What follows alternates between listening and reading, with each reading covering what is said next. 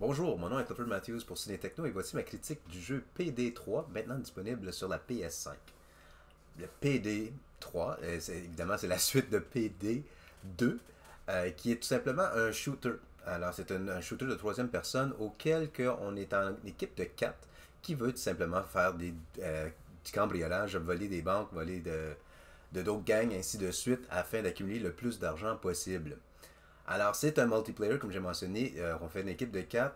Si on n'est pas en ligne, on peut certainement faire une équipe de 4 avec 3 autres bots.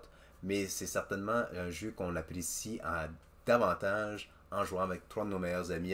Parce que la communication, puis la coopération, la collaboration même qu'on fait ensemble facilite le tout et qui rend le jeu encore plus agréable. En même temps, ça donne un fait qu'on peut le rejouer plus souvent pour les différentes missions, ainsi de suite. L'histoire en soi, c'est comme j'ai mentionné, c'est qu'on fait équipe pour voler des banques, ainsi de suite. On essaie de prendre des gens en otage.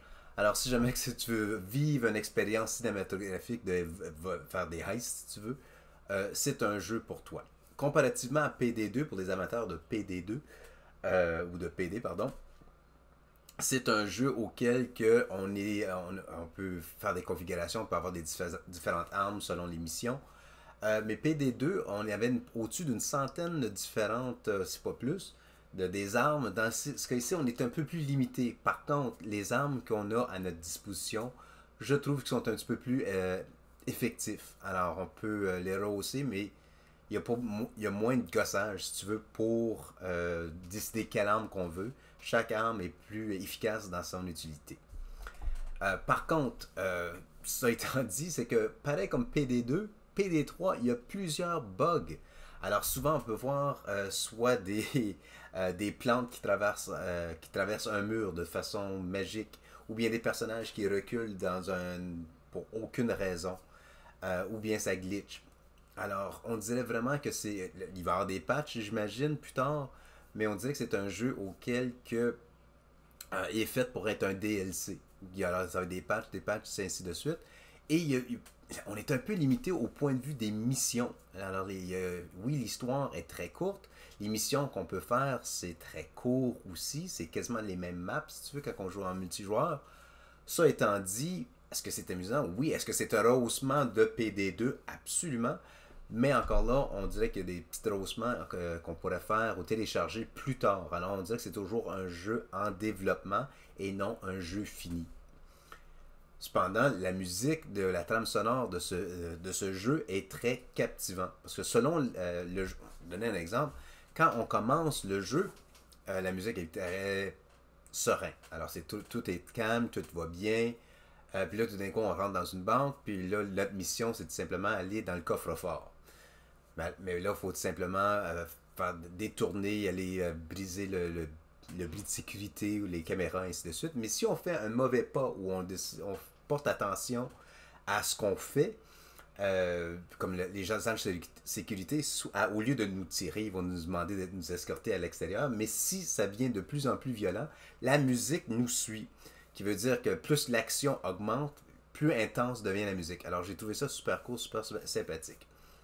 Comme j'ai mentionné, les agents de sécurité, les policiers, sont beaucoup plus savants, entre guillemets. Alors, le système d'intelligence artificielle sont plus vigilants, sont plus aptes à modifier leur comportement selon ce que tu apportes au jeu. Alors, tu peux jouer la même mission et le scénario peut changer. Même chose avec les gens qui se retrouvent, les personnages secondaires, parce qu'on peut prendre des otages. Alors, les otages, soit qu'on les attache, peu importe, ou ils essaient de se défaire pour se détacher pour se sauver, mais alors, ils vont essayer de différentes façons, ou bien ils peuvent être simplement soumis et suivre les consignes que tu leur donnes. Ça étant dit, être soumis aux consignes qu'on donne, ça peut être des configurations qu'on peut faire pour rehausser notre personnage tout au long de l'histoire. Même, alors on peut avoir, comme ils disent, la silver tongue, la langue fine, si tu veux, pour charmer le jeu pour simplement nous faciliter la tâche ou bien adoucir la tâche, tout dépendant de la voie qu'on décide d'entreprendre. Le jeu en soi, qu'est-ce qui est un peu décevant aussi, c'est que dans l'histoire, c'est tout simplement, il n'y a pas de scène cinématographique. Alors, il n'y a pas. C'est comme un diaporama, des diapositives avec les personnages sont flous, alors on voit pas vraiment qui est à l'arrière-plan. Les voix, c'est du pareil au même, auquel on peut identifier les voix, mais on voit le personnage à peine. Ou à l'exception d'un personnage en particulier qui est un acteur, puis même un rappeur des années 80 assez populaire. Je pense que c'est ici où est-ce qu'ils ont dépensé le budget, puis l'argent, honnêtement, aurait pu être mis ailleurs. Oui, ça l'amène un gros nom, je veux pas voler de punch, mais l'argent aurait pu être placé ailleurs pour rehausser ce volet-là du jeu. Euh, Encore, ce que j'ai apprécié du jeu, c'est tout simplement là, que c'est un jeu multijoueur qui est vraiment coopératif. Si tu as trois bons amis, on peut facilement s'y amuser, puis s'y référer, puis juste avoir du fun, en guillemets. Il y a plusieurs glitches, alors c'est ça que j'ai pas aimé du jeu. Il y a des bugs. C'est sûr qu'avec des patchs, ainsi de suite, ça va être à l'espérance que ça va être rectifié. Mais qui sait, c'est un jeu qui semble pas être fini, comme j'ai mentionné plus tard. Il va peut-être avoir des patchs. On dirait que c'est un DLC, dans le fond.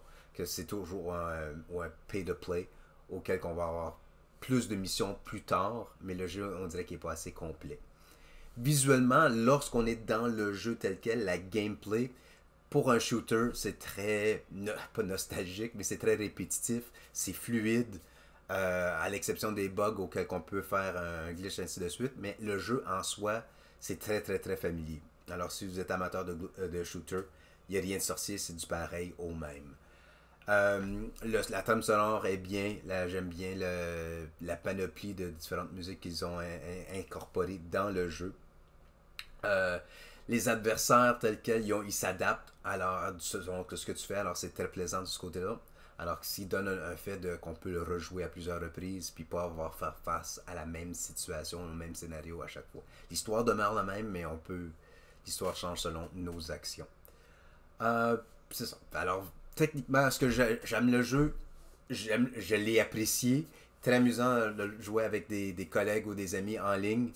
À la maison seul, ça l'empère un peu. Alors, c'est vraiment un jeu de société, entre guillemets. Mais amusant, oui. Longue durée, peut-être. Mais est-ce que je le suggère? C'est amusant. Alors, c'est à vous de choisir. Moi, encore une fois, c'est Clifford Matthews pour Ciné Techno. Voici ma critique. Merci et bonne soirée.